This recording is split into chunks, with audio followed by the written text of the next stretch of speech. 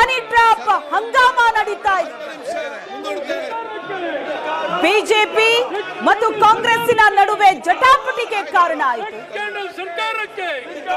Paper ಅನ್ನ ಎಸಿತಾ ಇದ್ದಾರೆ, speaker ಕಡೆ ಬಜೆಟ್ನ ಪ್ರತಿಯನ್ನ ಹರಿದು ಎಸಿತಾ ಇದ್ದಾರೆ.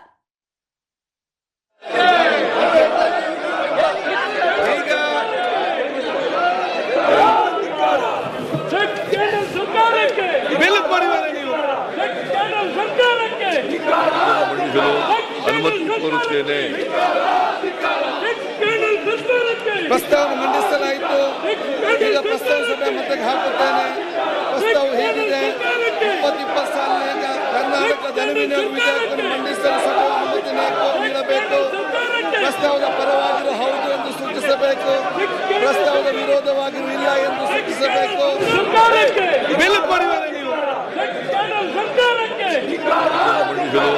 ಅನುಮತಿ ಕೋರುತ್ತೇನೆ.